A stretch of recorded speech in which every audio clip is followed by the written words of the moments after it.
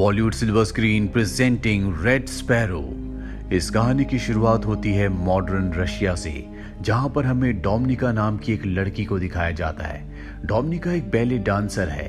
दरअसल उसे किसी भी कीमत पर पैसे कमाने होंगे, क्योंकि उसकी मॉम हमेशा बीमार रहती है। उनके इलाज के लिए हमेशा उसे पैसों की जरूरत होती है। और एक दिन जब वो परफॉर्म कर रही होती है तो उसका पार्टनर गलती से उसके पैर के ऊपर पैर रख देता है, जिससे उसके पैर की हड्डी टूट जाती है। और इस एक्सीडेंट के साथ उसका डांसिंग करियर हमेशा के लिए खत्म हो जाता है, जिससे उसे बहुत दुख होता है। उसे नहीं पता कि अब वो पैसे कैसे कमाएगी, अपनी मॉम का इलाज कैसे करवाएगी। कुछ महीने बीत जाते हैं और उसका पैर ठीक हो जाता है। एक दिन उसके अंकल, जिनका नाम इवान होता है, वो उसके पास आते हैं। दरअसल ये रशिया की सीक्रेट एजेंसी में डायरेक्टर हैं। वो डोमिनिका को कहते हैं कि मुझे तुम्हारी मदद की जरूरत है, तुम मेरे साथ काम करो। पर डोमिनिका साफ साफ मना कर देती है। उसके अंकल उसे बताते हैं कि तुम्हारे पैर का एक्सीडेंट हुआ नहीं था, बल्कि जानबूझकर तुम्हारे पैर की हड्डी को तोड़ा गया था, और जिसने ये किया था वो तुम्हारी दोस्त है। उसने ऐसा इसलिए किया ताकि वो डांसिंग में तुम्हारी जगह ले सके। ये सुनकर डोमिनिका को बहुत दुख होता, बहुत गुस्सा आता है, और वो अपनी दोस्त के घर जाती है और उसे बुरी तरह से मारती है। इसके बाद एक बार फिर से वो अपने अंकल इवान से मिलती है और उनसे पूछती है कि मुझे क्या करना होगा। उसके अंकल उसे बताते हैं कि एक बहुत बड़ा गैंगस्टर है, तुम्हें उसे सिड्यूस करके एक होटल के कमरे में लाना होगा, और इसके बाद हमारे एजेंट्स अपना काम कर देंगे। इसके बदले तुम्हारी मॉम के जितने भी मेडिकल के खर्चे हैं वो सब के सब हम उठाएंगे। और अब डोमिनिका उसकी बात मान जाती है। वो उस गैंगस्टर से एक बार में मिलती है जहां पर वो उसे सिड्यूस करती है। इसके बाद वो गैंगस्टर उसे होटल के एक कमरे में ले जाता है, पर यहाँ पर इस वक्त तक कोई भी नहीं पहुंचा होता। इसीलिए वो आदमी उसकी जबरदस्ती इज्जत लूट लेता है, जिससे डोमिनिका को बहुत दुख होता है, क्योंकि उसे सिर्फ उस आदमी को सिड्यूस करना था। अब यहाँ पर एजेंट आ जाते हैं और उस गैंगस्टर को मार देते हैं। पर डोमिनिका इस बात से टूट गई है। वो अपने अंकल के पास जाती है और कहती है कि आज के बाद मैं ये काम कभी नहीं करूंगी। उसके अंकल को इस बात से कोई फर्क नहीं पड़ता कि उसकी इज्जत लुट चुकी है। वो कहते हैं कि अब तुम्हें हमारे राज के बारे में पता चल चुका है कि हम किस तरह से काम करते हैं, यानी कि तुम भी अब इस सीक्रेट एजेंसी का एक हिस्सा बन चुकी हो, और अगर तुमने हमारे साथ काम नहीं किया तो तुम्हें मार दिया जाएगा, क्योंकि तुम हमारे सारे राज जान चुकी हो। वहीं दूसरी तरफ हमें मॉस्को में नेट नाम के एक लड़के को दिखाया जाता है, जो कि एक अमेरिकन जासूस है, यानी कि वो CIA का एजेंट है। नेट एक आदमी से मिलता है जिसे वो मार्वल कहकर बुलाता है। दरअसल ये नेट को खबरें देता है और वो उसे कुछ खबर देकर वहां से निकल जाता है, पर तभी वहां पर पुलिस आ जाती है। नेट नहीं चाहता कि उसे खबर देने वाला मार्वल पकड़ा जाए, इसीलिए वो गोलियां चलाता है, जिससे पुलिस का ध्यान उसकी तरफ आकर्षित होता है और मार्वल उस जगह से भाग जाता है। पर नेट को पकड़ लिया जाता है और वापस अमेरिका भेज दिया जाता है। पर नेट एक बार फिर से रशिया जाना चाहता है, लेकिन उसके जो सीनियर होते हैं वो कहते हैं कि तुम रशिया नहीं बल्कि बुडापेस्ट जाओगे, ताकि तुम एक बार फिर से मार्वल से मिल सको। वहीं दूसरी तरफ हमें रशिया की सीक्रेट एजेंसी के डायरेक्टर इवान को दिखाया जाता है, जो उस वीडियो फुटेज को देख रहा होता है जिसमें नेट मार्वल से मिला था, और उसे देखकर उसे समझ में आ जाता है कि मार्वल एक रशियन सीक्रेट एजेंसी का ही मेंबर है, जो इस वक्त बुडापेस्ट में है।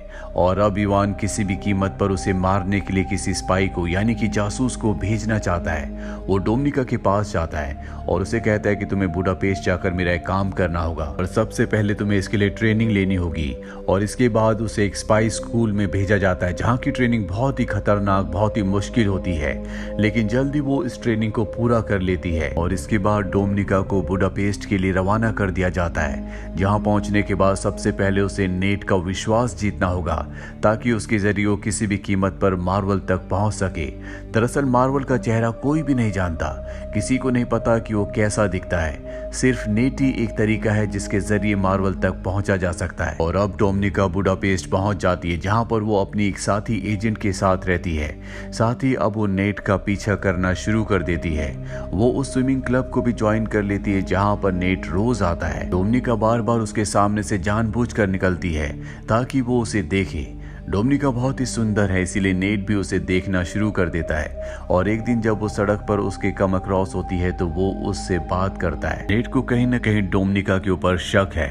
डोमिनिका जब अगले दिन स्विमिंग क्लब जाती है तो देखती है कि वहां पर उसका आईडी कार्ड नहीं है। दरअसल नेट उसका आईडी कार्ड निकाल कर अपने साथ ले गया होता है और अब उसे पता चल जाता है कि वो एक रशियन स्पाई है, लेकिन फिर भी वो बार बार उससे मिलता है। हालांकि अब उसे पता है कि डोमिनिका उससे बार बार इसीलिए मिलती है ताकि वो मार्वल के बारे में इंफॉर्मेशन निकाल सके।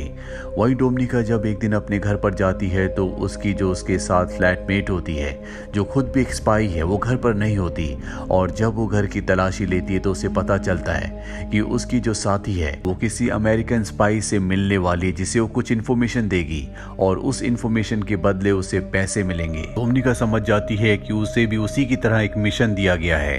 अब डोमिनिका अपने काम को पूरा नहीं कर पाती, उसे मार्वल के बारे में कुछ भी पता नहीं लगता। इसीलिए इवान यहाँ पर आता और उससे पूछता है कि तुम्हारा काम इतना स्लो क्यों चल रहा है, अगर ऐसे चलता रहा तो तुम्हें मार दिया जाएगा।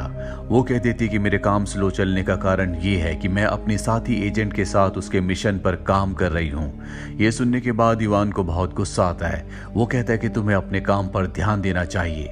और जब डोमिनिका अपने घर पर नहीं होती तभी वहां पर एक दूसरा रशियन एजेंट आता है जो डोमिनिका की रूममेट फ्लैटमेट को मार देता है क्योंकि उसने अपने सीक्रेट मिशन को डोमिनिका के साथ शेयर किया था।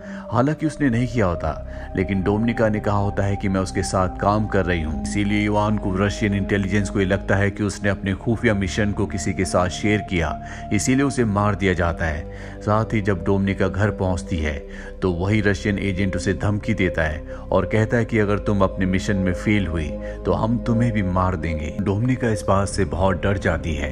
वो नेट से मिलने उसके फ्लैट पर जाती है जहां पर नेट उसे बताता है कि मुझे पता है कि तुम एक रशियन जासूस हो। डोमिनिका बताती है कि मुझे अपनी और अपनी मॉम की जान बचाने के लिए रशियन जासूस बनना पड़ा।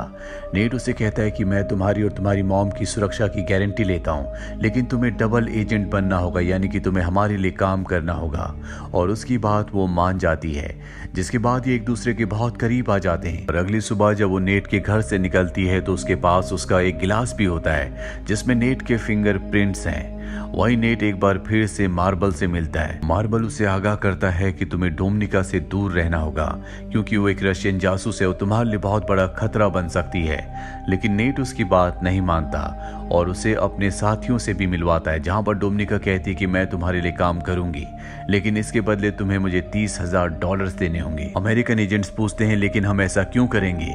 वो कहती है क्योंकि मैं तुम्हारी मदद कर सकती हूँ। जिस लड़की के साथ मैं रहती थी वो एक रशियन एजेंट थी। उसे एक मिशन दिया गया था जिस मिशन के तहत उसे यूएस सेनेटर की चीफ स्टाफ से मिलना था, जो उसे अमेरिका के बारे में बहुत सारी इंफॉर्मेशन देने वाली थी, पर उसकी अब मृत्यु हो चुकी है और वो मिशन अब मुझे दिया गया है। मैं तुम्हारी इसमें मदद कर सकती हूँ। ये सुनने के बाद वो उसे पैसे देने के लिए राजी हो जाते हैं और अब डोमिनिका सेनेटर की चीफ स्टाफ से मिलती है जो उसे डिस्क देती है। दरअसल डोमिनिका के और सेनेटर की चीफ स्टाफ के ऊपर यहाँ पर रशियन के साथ साथ अमेरिकन जासूस भी नजर रख रहे होते हैं। डोमिनिका ने जो डिस्क ली होती है वो किसी तरह से उसे बदल देती है और नेट तक पहुंचा देती है। अमेरिका सेनेटर की चीफ स्टाफ जब बाहर जाती है तो उसे चारों तरफ से घेर लिया जाता है। ये सब के सब अमेरिकन जासूस हैं। उसे समझ में आ जाता है कि उसका खेल खत्म हो चुका है। वो भागने की कोशिश करती है लेकिन वो चारों तरफ से घिरी हुई है और तभी उसका एक्सीडेंट हो जाता है जिसमें उसकी मृत्यु हो जाती है। उसकी मृत्यु से रशियन को बहुत बड़ा झटका लगता है क्योंकि वो उनके लिए काम करती थी, उन्हें इंफॉर्मेशन दिया करती थी। और अब इवान को डोमिनिका और उसके सीनियर पर शक हो जाता है क्योंकि इस मीटिंग के बारे में डोमिनिका और उसके सीनियर को पता था। इन दोनों को वापस बुलाया जाता है जहां पर इन दोनों को बहुत टॉर्चर किया जाता है। डोमिनिका के सीनियर की मृत्यु हो जाती है लेकिन डोमिनिका अब भी जिंदा होती है। वो यहाँ पर इवान को बताती है कि मैंने सब इसलिए किया ताकि मैं नेट का भरोसा जीत सकूं और किसी भी तरह से मैं मार्बल तक पहुंच जाऊं। नेट का भरोसा मैंने जीत लिया है और अब मैं जल्दी मार्बल तक पहुंच जाऊंगी। इवान उसकी बातों में आ जाता है और उसे एक बार फिर से बुडापेस्ट भेजने के लिए राजी हो जाता है, पर बुडापेस्ट जाने से पहले वो इवान के घर आती है जहां पर वो कुछ पलों के लिए उसे सिड्यूस भी करती है। इवान को उस पर शक है, इसीलिए बुडापेस्ट वो उसके पीछे एक और जासूस को भेजता है। डोमिनिका बुडापेस्ट पहुंचने के बाद सबसे पहले नेट से मिलती है। नेट उसे देखकर बहुत खुश होता है, अपने गले से लगा लेता है और वो नेट को सब कुछ बता देती है। नेट अब भी उसे मार्बल के बारे में कुछ नहीं बताता, लेकिन वो उसे बहुत पसंद करता है, इसीलिए एक बार फिर से ये एक दूसरे के करीब आ जाते हैं। ये दोनों के दोनों सो जाते हैं, पर जब डोमिनिका की नींद खुलती है तो वो देखती है कि उसके सामने वही एजेंट है जिसे डोमिनिका के पीछे रशिया से भेजा गया था और उसने नेट को पकड़ा हुआ होता। वो किसी भी कीमत पर मार्बल का असली नाम और उसकी पहचान उससे जानना चाहता है, पर नेट उसे नहीं बता रहा होता। इसके बाद डोमिनिका भी नेट को मारने लगती है और उससे मार्बल का असली नाम पूछती है, लेकिन उसे टॉर्चर करते करते अचानक से वो रशियन जासूस के ऊपर हमला करके उसी को मार देती है। इसके चलते दोनों के दोनों घायल हो जाते हैं और डोमिनिका और नेट दोनों के दोनों हॉस्पिटल में होते हैं, जहाँ पर रशिया के जनरल जो कि इवान के सीनियर होते हैं, डोमिनिका जिन्हें पहले से जानती है, वो डोमिनिका से मिलने के लिए आते हैं और कहते हैं कि मुझे पता है कि नेट ने तुम्हें मार्बल का असली नाम नहीं बताया और जिस जासूस को हमने तुम्हारे पीछे भेजा था उसे तुमने ही मारा है और बहुत सारी ऐसी बातें हैं जो तुमने हमसे यानी कि रशिया से छुपाई है। डोमिनिका साफ साफ मना कर देती है। जनरल कहते हैं कि तुम्हें मुझसे डरने की जरूरत नहीं है। जिस मार्बल की तुम्हें तलाश है, जिसे नेट बचाने की कोशिश कर रहा है, वो और कोई नहीं बल्कि मैं हूँ। मैं रशिया के लिए पहले बहुत ईमानदार था। एक दिन मेरी पत्नी बहुत ज्यादा बीमार थी। एक अमेरिकन डॉक्टर था जो मेरी पत्नी को बचा सकता था, लेकिन मुझे इसके लिए अलाउ नहीं किया गया। उन्हें ऐसा लगता था कि मेरी सच्चाई उस डॉक्टर को यानी कि अमेरिकन को पता चल जाएगी, जिस वजह से मेरी पत्नी की मृत्यु हो गई। ये पूरा का पूरा सिस्टम करप्ट है, इसीलिए मैंने रशिया का साथ छोड़ दिया और एक डबल एजेंट बनकर अमेरिका के साथ और रशिया दोनों के साथ काम करना शुरू कर दिया। तुम्हारे आज जो भी हालात हैं वो तुम्हारे अंकल इवान की वजह से हैं। अगर वो चाहते तो तुम्हें इन सब चीजों से निकाल सकते थे, लेकिन उन्होंने ऐसा नहीं किया। तुम मेरी सच्चाई रशिया की खुफिया एजेंसी को बता सकती हो, जिससे मैं पकड़ा जाऊंगा और तुम एक नेशनल हीरो बन जाओगी और उसके बाद तुम मेरी तरह अमेरिका के साथ और रशिया के साथ दोनों के साथ एजेंट बनकर काम कर सकती हो और रशिया की करप्ट एजेंसी को खत्म करवा सकती हो। दरअसल जर्नल ने उसे सब कुछ इसलिए बताया होता है क्योंकि उन्हें पूरा विश्वास होता है कि जल्दी वो पकड़े जाएंगे और वो नहीं चाहते कि उनकी जिंदगी वेस्ट जाए। वो चाहते हैं कि डोमिनिका उन्हें पकड़वाए, जिसके बाद डोमिनिका उनकी जगह ले ले और अब डोमिनिका रशियन एजेंसी के पास जाती है, जहां पर वो उन्हें मार्बल की सच्चाई, उसका नाम और सब कुछ बता देती है। कुछ देर बाद हमें दिखाया जाता है कि रशियन एजेंट जनरल को नहीं बल्कि इवान को पकड़ लेते हैं, क्योंकि उसने इवान का नाम बताया होता है कि इवान ही मार्बल है और साथ ही उसने बहुत सारे सबूत भी दिए होते हैं, जिसमें पहला सबूत ये होता है कि उसने इवान के नाम पर एक अकाउंट खुलवाया होता है जिसमें उसने अमेरिकन से $30,000 डलवाए थे। साथ ही जब वो इवान के घर पर गई थी तो वो गिलास जो नेट के घर से लाई थी जिसमें नेट के फिंगरप्रिंट्स थे, वो उसने अपने अंकल इवान के घर पर छोड़ दिया था, जिससे ये साबित होता है कि इवान और नेट आपस में मिले हुए हैं। दरअसल वो शुरू से ही इवान को इस जाल में फंसा रही थी, जो अब पूरी तरह से उसके जाल में फंस चुका है। वो चाहकर भी अपनी बेगुनाही साबित नहीं कर सकता।